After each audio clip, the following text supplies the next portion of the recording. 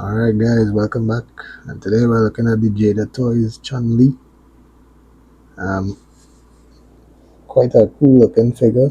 So let's take a closer look at this packaging. There isn't much difference from the Fei Long. The art obviously on the bottom there is different, but everything else is pretty much identical except for the back, where Chun Li is now featured instead. And on the side here, you have country of origin China, fighting style Chinese martial arts, which I think is actually the same as Fei Long, considering they're both from the same country. So let's open this packaging and take a closer look at the figure. So from our learning experiences with opening Fei Long package, you open this from below.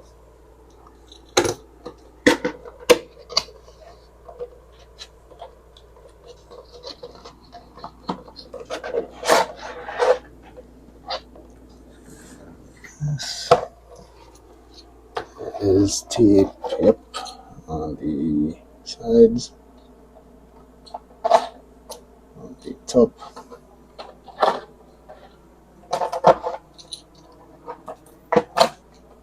There is one tape somewhere in the front here,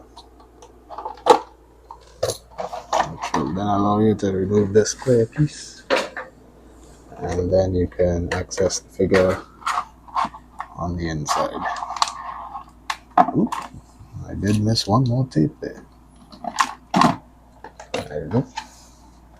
So let's just take a look at her backdrop, which is her stage. That looks really nice. Sunset. Seeing these images here just bring back a lot of nostalgia. So let's take a closer look at the figure. So this is how the figure is carded. First of all, we will take off a effect piece, which is rubbery, and this is for lightning kicks, which we will of course display for you. This is the arm for a stand. I thought it was going to be the same as the Mega Man stand, but it's actually different. Seems a little bit sturdier, and the top is more of a shape to allow it to fit better into this.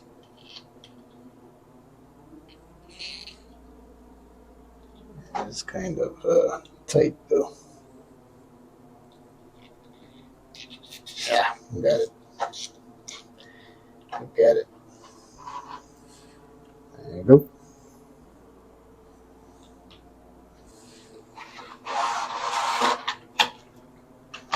And she does come with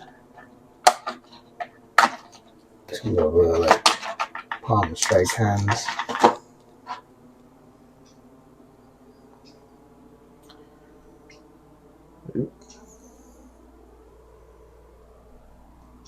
It's not out of focus. I think the new background might be a little bit too busy. There you go.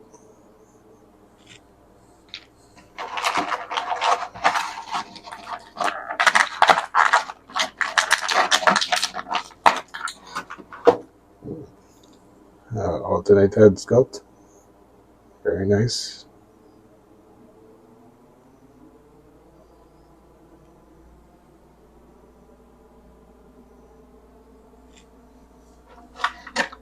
And then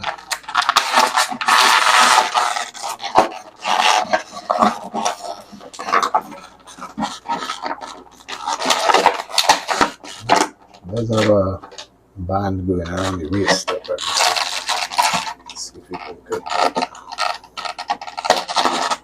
Yeah. Hopefully that was not too jarring for y'all. Alright. Oops. So let's take a closer look at Chun Li. Thank you all for watching if you got this far into the video, and please consider subscribing so you can always stay tuned with whatever new reviews I have coming out. Thanks very much for all the support, guys. So let's take a closer look at the figure itself. I saw a serious defect on mine, which we'll certainly take a look at. But as you can see, all the paintwork on the chest and all these sort of designs on the outfit painted pretty clean, as best as they can get with yellow. Not too much bleed, a little bit there. And man, I was even surprised they even painted these little things on the edge of the ribbons. These ribbons are very, very soft, pliable piece. The hair is brown. Does seem to have some shading in there as well. The eyes, the face looks really, really cool. Really nice and clean. And now I'm about to show you the first part of the figure, right off the bat. And that's right on the hair. What the fuck is that? That's crazy. If I were a channel that scores this, this would take a lot of marks off of this figure, for sure. But I'm guessing that is based upon figure to figure, because if you look at this does not have it. So yeah, as disappointing as that is, you know, gonna have to keep our head down quite a lot. So yeah, texture all on the suit. I don't know what you would call this style of garment. The old thunder ties there. Boots, lacings. It's really, really nice. Very, very detailed. These gauntlets can also be rotated or removed if you pull off the hand, if you so choose.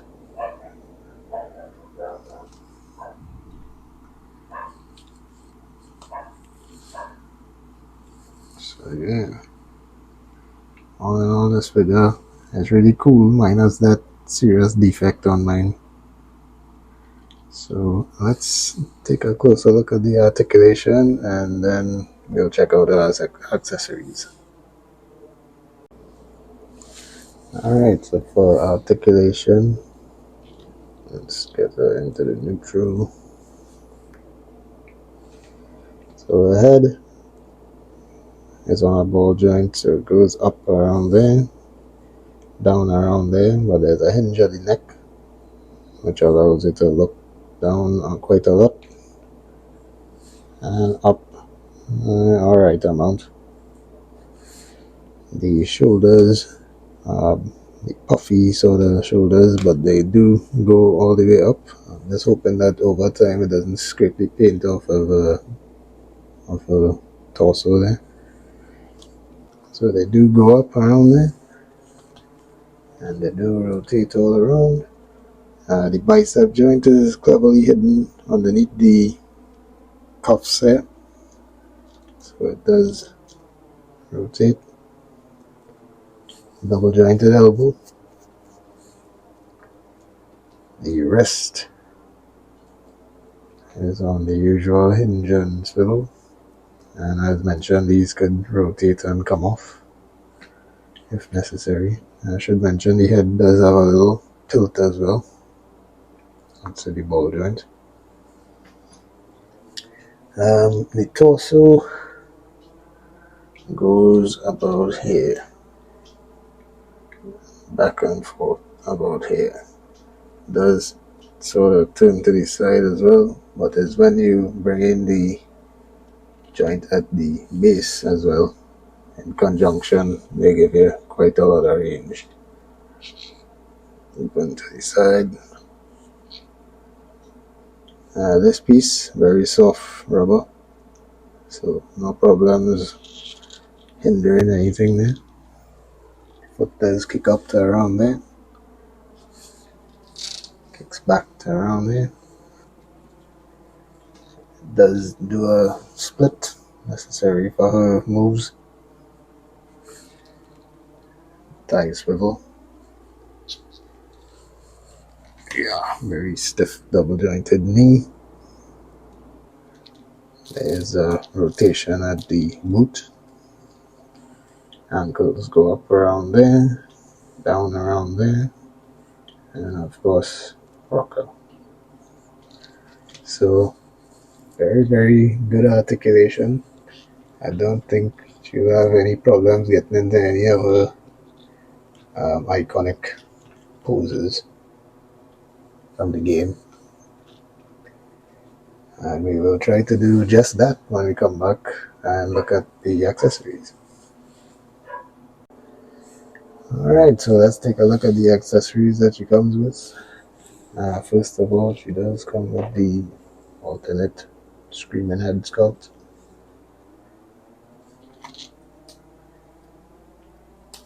And that looks really cool. Same rubbery pieces on the back.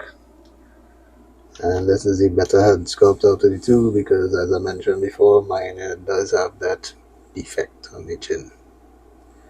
So I think she'll be wearing this one from now on. From me at least.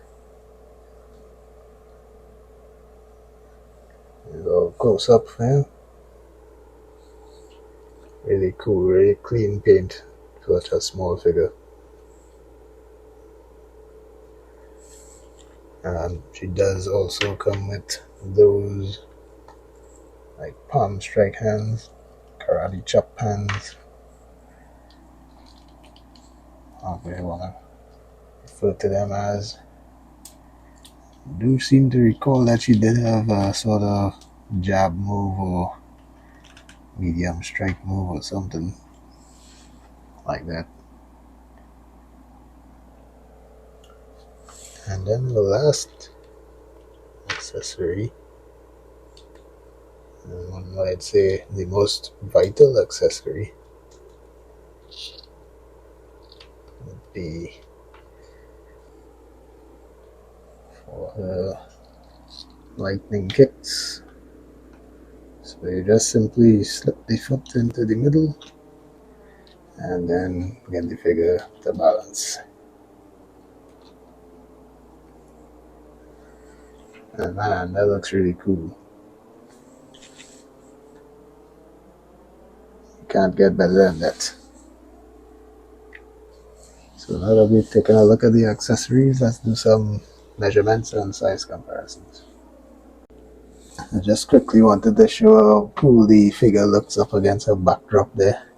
I will do the same at Fei Long as well too, just to show you, as I forgot to do that during the video. And because we forgot to show Fei Long up against his background before, here he is. Does look pretty cool as well. So Jada Toys Chin Li stands around 5 3/4 inches. Not a bad height. There she is next to Fei Long. The same line. Here she is next to Jada Toys Mega Man. Good Marvel vs. Capcom scale there.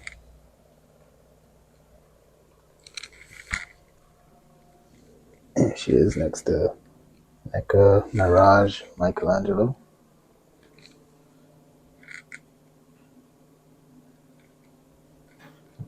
Here she is next to Bootleg 1000 Toys Master Chief.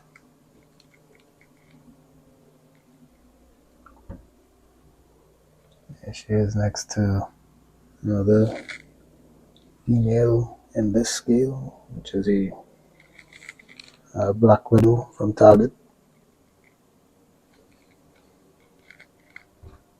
And of course, here she is next to Marvel Legends Ant-Man.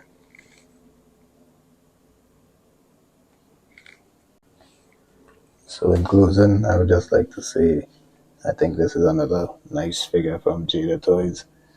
Affordable too, $24.99. Can't go wrong. Available by most online retailers.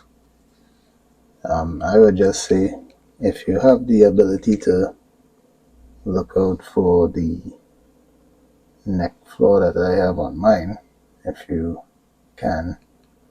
It just seems to be like rough plastic, which looks like I could sand it down. But when you buy a figure, you shouldn't have to do those things, yeah. So, thought I'd mention it in any case. I still do like the figure quite a lot though. And the paint is, with the exception of the neck, it's actually pretty nice.